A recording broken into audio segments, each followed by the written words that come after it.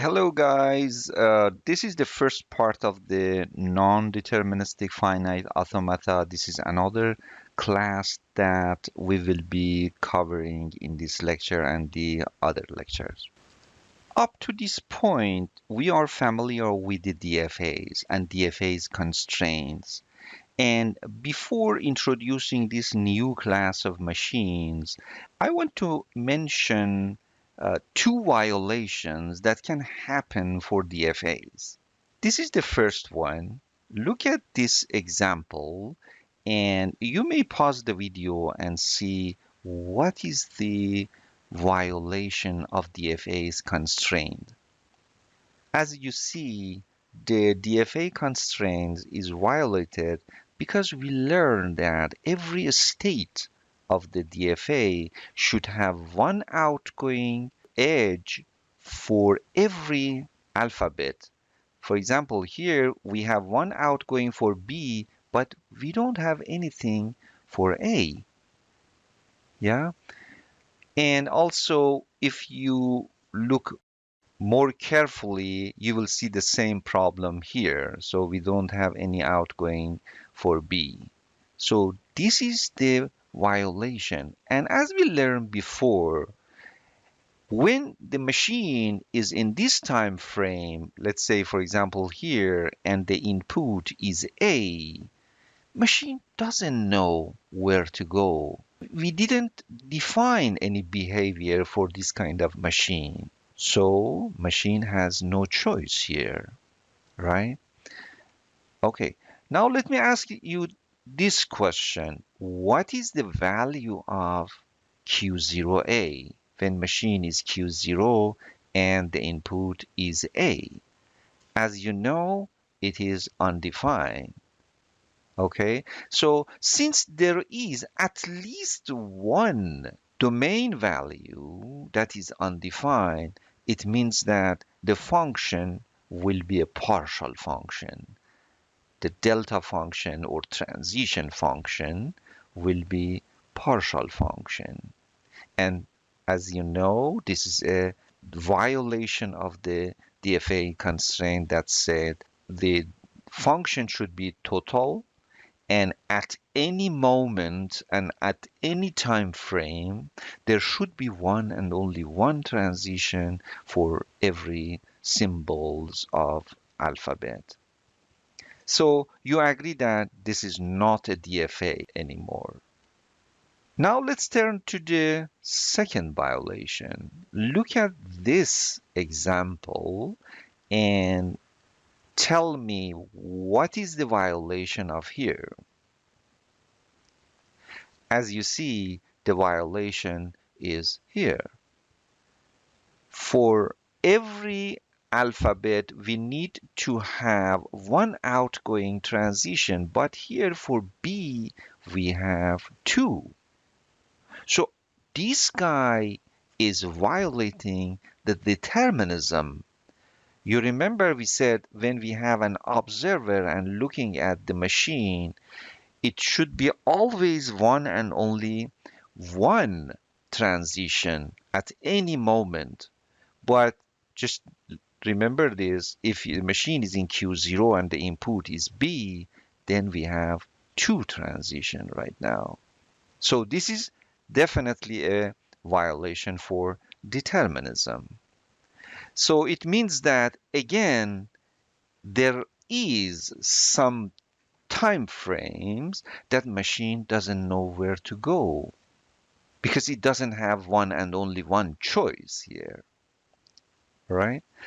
Now let me ask you this question. What is the value of Q0B? As you see, since we have two options, how can we show these two options? Let's say, for example, Q1 and Q2, something like this. We don't have such notation. We need to put both of them in a set and say it can be either Q1 or Q2, something like this.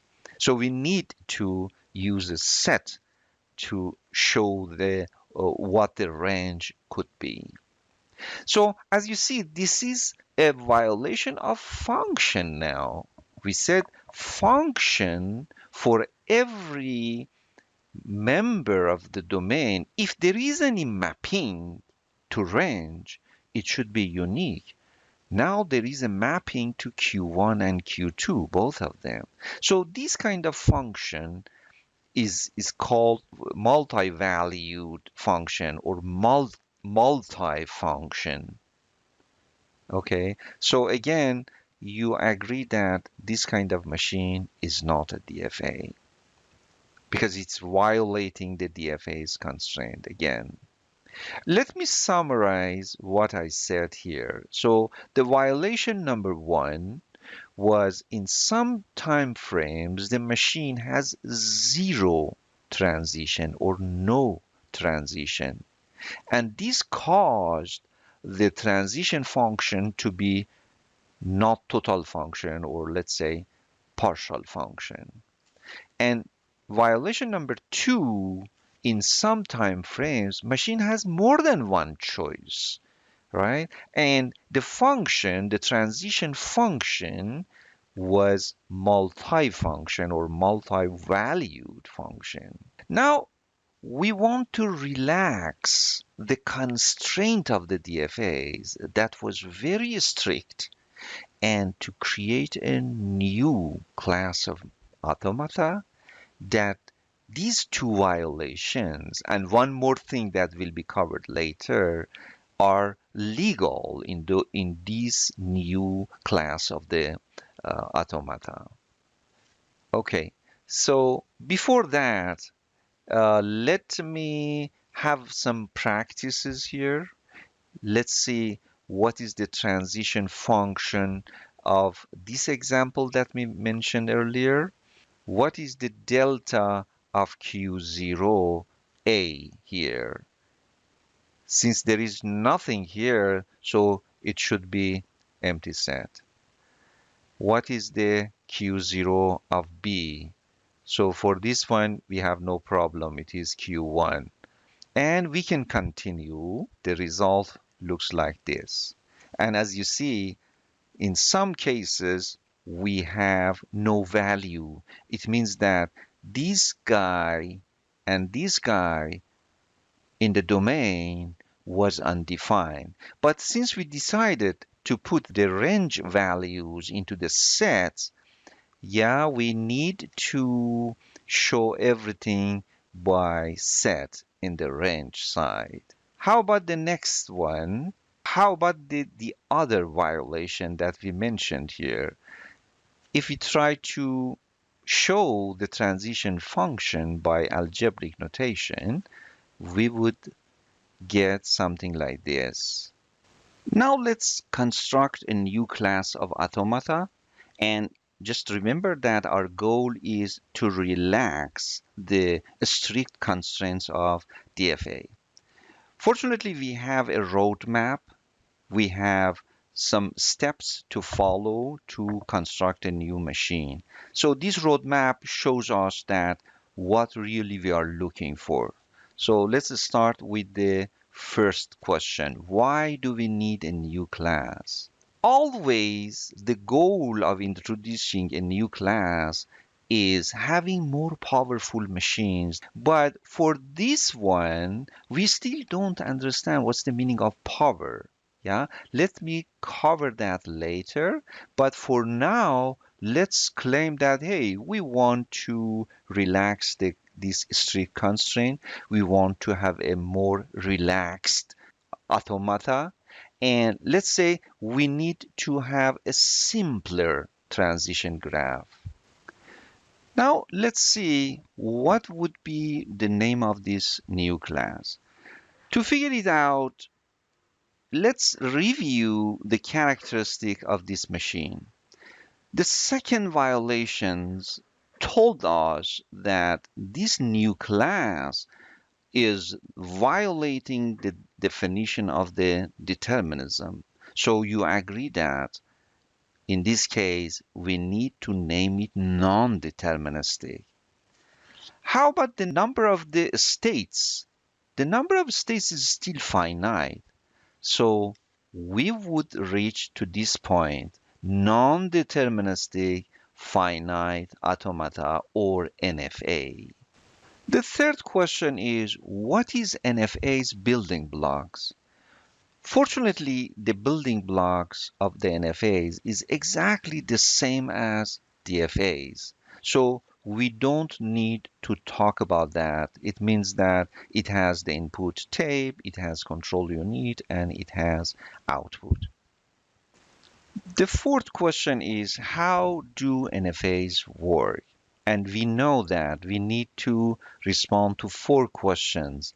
What is the starting configuration? What would happen during a time frame when machine stops, and how they accept or reject strings? Okay, so the starting configuration, fortunately, is exactly the same as DFAs. We don't need to talk about that anymore. So let's focus on the other three. We said that NFA's building block is the same as DFAs. So we can conclude here that NFAs behave very similar to DFAs. But what is the difference here? The difference is exactly those two violations that we explain. So in other words, we expect that NFAs behaves exactly like DFAs, and we just need to define a new behavior for those violations. How NFAs behave when those violations happen. This is the question that we need to respond here. Let's focus on the first violation. What did we say? In some cases, machine doesn't know where to go or what to do because it has zero transition. This example is showing that. So as you see, the subrule of the transition function is showing that there is no value here. So we need to define a behavior. When the machine doesn't know what to do, then what is the behavior of the NFA? So we define NFAs need to stop. So NFAs halt in this situation. Okay, now we need to modify the definition of halting. For DFAs, we define it consuming all of the input symbols result to halt. This was for DFAs. Now we have another situation when machine has zero transition. Okay, so if all input symbols are consumed, the C, and also if the machine has zero transition and between them is OR, whichever that come first, the machine stops. Okay, so this is the new definition for halting for NFAs. How about the violation number two? Violation number two, we have some situations that a subrule has more than one value. So in other words, the function is multi-valued function. So what would be the behavior? This is the most interesting part of the NFAs. Machine start parallel processing. What does it mean? It creates another process. When the machine encountered such situations, it replicates itself and it creates another process, and then every process will continue processing the string independently. So this is the very interesting part of this kind of machines. Okay, let me summarize what I said. So we responded to three of these questions this way. What is the starting configuration? The same as DFAs. What would happen during a time frame? Exactly like the DFAs, but we define two new behavior. If violation number 1 happens, then machine halts. If violation number 2 happens, then machine start parallel processing. When machine halts, we have two situations. Either all of the input symbols are consumed, or machine has zero transition. And for the accepting and rejecting, we need to wait because we need more knowledge about this. Now it's time to see the NFAs in action. Let's trace some situation and see how NFA works. But before that, we need to review the NFA's input tape. So far, we learned that the input tape of DFAs and also NFAs is a read-only. Also, we learned that whatever the cursor is pointing at will be sent to the control unit, and for DFAs, we know that it will be consumed always, and this guy will move one cell to the right. But for the NFAs, since we have some situations that machine does not know where to go, let's say this is the input is A, but the machine doesn't have any transition for A, and machine needs to stop, right? So it sends the A to the machine, but machine does not consume it, right? So this will happen for the NFAs, right? So just remember that in that case, machine does not consume that symbol if it is not consumed and the cursor does not move. Okay, with this in your mind, let's trace some examples to understand their behavior better. Look at this example.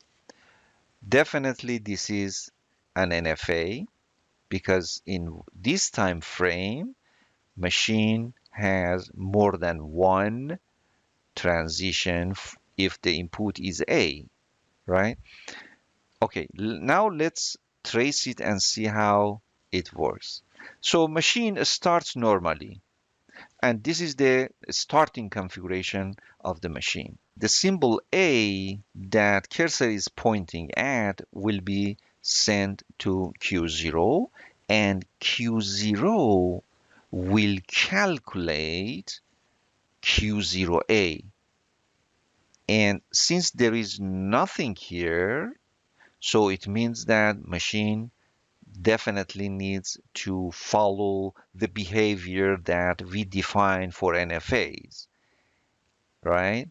What is that behavior? Machine needs to stop because it doesn't know where to go, right?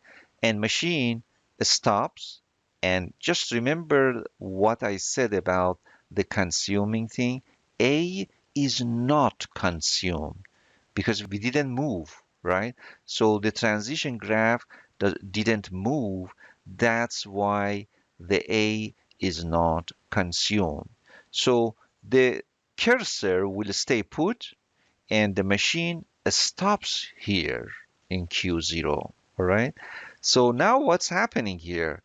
Since Q0 is a regular state, machine reject this string. So ABB was rejected by this machine.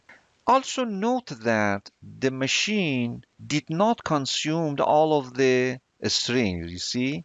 But one reason for halting is enough for halting and rejecting the string. Another problem, let's feed BA to the same machine. Machine starts normally. In the next time frame, which is time frame 1, B will be sent to Q0, and fortunately we have B here, and machine calculate Q0B is equal to Q1, And this is exactly one value function. It means that it just have one option. So it moves to the Q1 and the B was consumed. So this is the end of time frame 1. Now the question is, what would happen in time frame 2? That's the important part, which the parallel processing should start, right? Okay, let's see. A will be read and will be sent to Q1. Q1 calculates delta Q1A, and we have two values now here, all right? And what's happening here, since machine has more than one transition, we know that it starts parallel processing. How? Yeah, let's see. It will replicate itself like this, and it will initialize the replication exactly the same configuration of the main process. So as you see, this guy is activated, the input string is the same, the position of the cursor is exactly the same. This is exactly the replication of the process number 1, right? From this point afterward, both processes independently try to process the string. Let's assume that this process will go to Q2 and this guy will go to Q5. In the time frame 2, the situation is something like this. Okay, so now what's happening? The input string is done for both processes. So process number 1 consumed all of the symbols. Process number 2 consumed all of the symbols. And now what would happen? Process number 1 has to stop, right? And the same thing for the process number 2, because both of them are out of symbol. Okay, now it is time to investigate that which one accept the string, which one reject the string. Here, it stops in a regular state, so definitely this guy will reject the string. But this guy is an accepting state or final state, so this guy should accept the string. We had two processes. One of them rejected this string, the other one accepted this string. Now the question is, overall, this string was accepted or rejected? Okay, so here is that how we define the accepting and rejecting. If at least one process accept a string, that string will be accepted. So when the machine rejects a string, if all of the processes reject it. Okay, so now we have a very good understanding about when machine accept a string. All right. If a process accepts a string, then the string will be accepted. But to accept a string, we need to satisfy three conditions. Machine should halt. Machine should consume all of the symbols, and machine needs to stop in a final state or accepting state. So these three need to satisfy. But note that in this class of machines, NFAs, H and C can be different. That's why we mention all of these three. You remember for the DFAs, we said H and C are equivalent. That's why we eliminated it for the DFAs. But for NFAs, H and C might be different values. Machine halts, but all of the symbols are not consumed. Okay, how can we reject a string The rejection is always the negation of the accepting. If you apply the negation in both sides of this biconditional logical statement and apply the negation inside the parentheses based on the De Morgan rules, you will see such thing. So a string will be rejected if either machine is not in final state or the machine does not consume all of them or machine does not halt. Let's take more examples.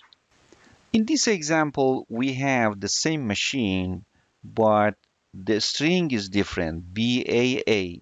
So since we already traced the BA, we can go very quickly for that part, and let's see what would happen for the last one. So the machine starts normally. It reads B and it sends to Q0.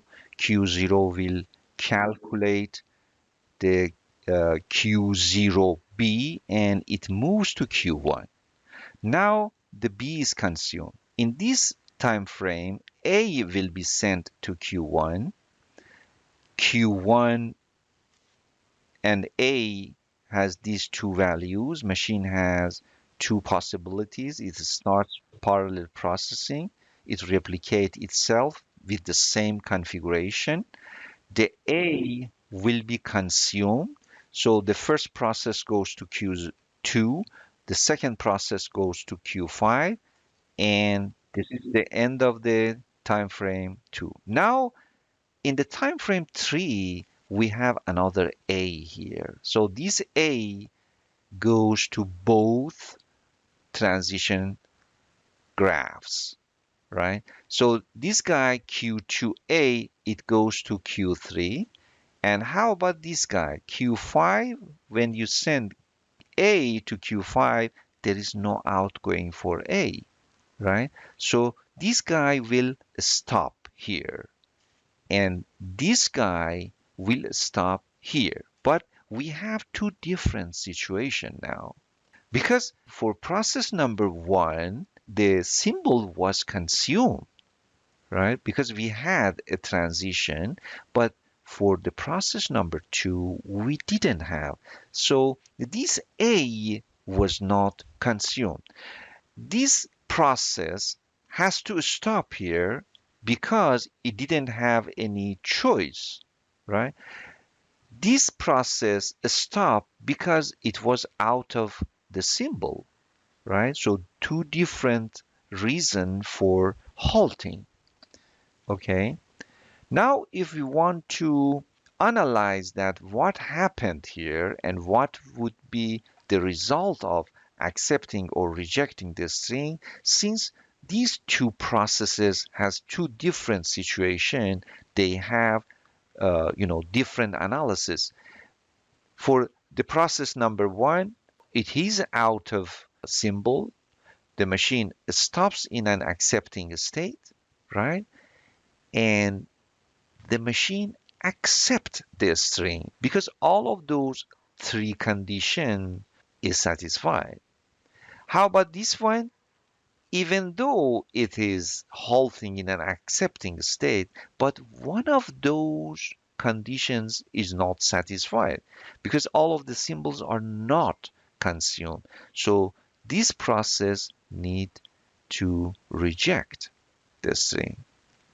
All right. Based on our definition, one process accepted, one process rejected. So it means that overall, the machine accepts this string because we just need one of these processes to accept it. In this example, we have the same machine but different strings. The reason that I am tracing different strings because I want to show you what is the difference between the behavior of the machine for different strings. For this string, the machine starts normally. B will go to Q0, Q0 will move to Q1, and B will be consumed. For the A, we know that machine has two possibilities. and it replicates itself again, and A will be consumed for process number one. Process number one move to Q2. Process number two goes to Q5. And for the Q2, for the B has no choice. How about for the process number two? It has choice. So it just loop. Okay, what happens to process number one? Since there is no outgoing transition for input B, machine had to stop in Q2. So process one now stop, and but process number two continues. So B was consumed and machine loops here, and in the next time frame, it needs to send the A to the transition graph. And since A cannot be consumed because there is no outgoing transition for A, machine has to stop here in Q5 and the A is not consumed, right? Okay, so now what? Now, what is the final situation?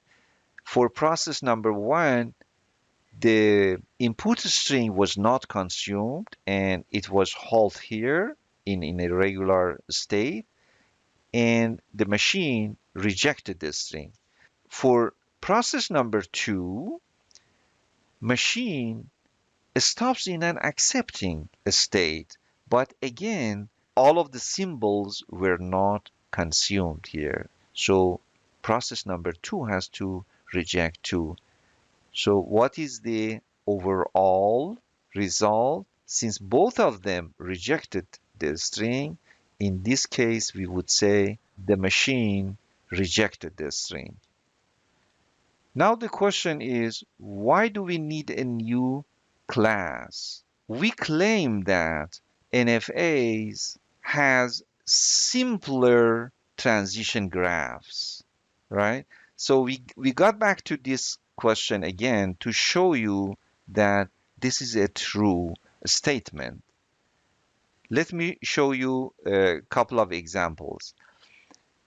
We already saw this, design a DFA and NFA for L equal to just A, one string, over this alphabet, right? So we just move to Q1 and then anything else goes to the trap. And this is a DFA.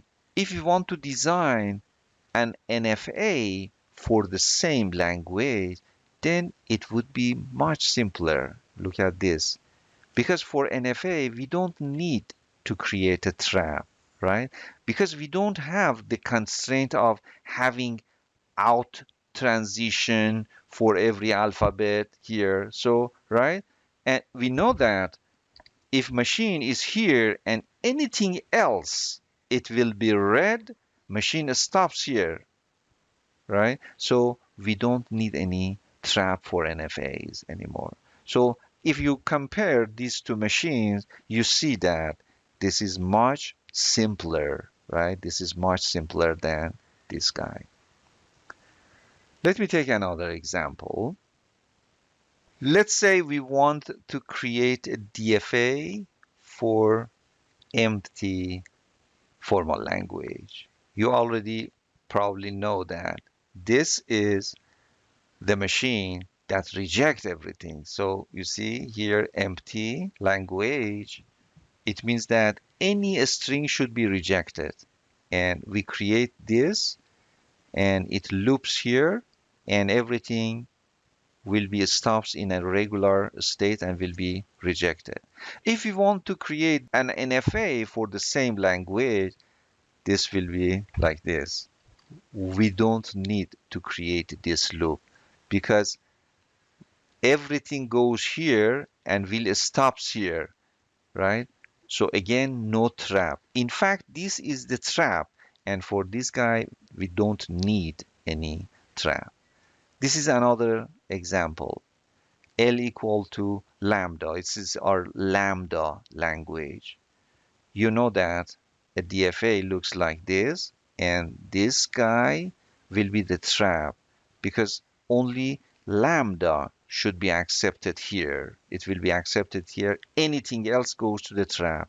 And since we learned that we don't need trap for NFAs, and this is a NFA for this guy. You see how simpler is the NFA with respect to DFAs? What is the associated language for this machine, right? How can we analyze that? So if you look at this, BAA will be accepted here. So at least one process goes this way and will be accepted, BAA. How about this guy? BA, any number of B's, right? So the language will be BAA union with, since this guy is infinite, we need to specify it as a set builder like this. BA, any number of B's, n greater than or equal to 0. So this is the associated language for this machine. Now I ask you to create a DFA for the same language. I'm gonna stop here and see you guys in the next lecture.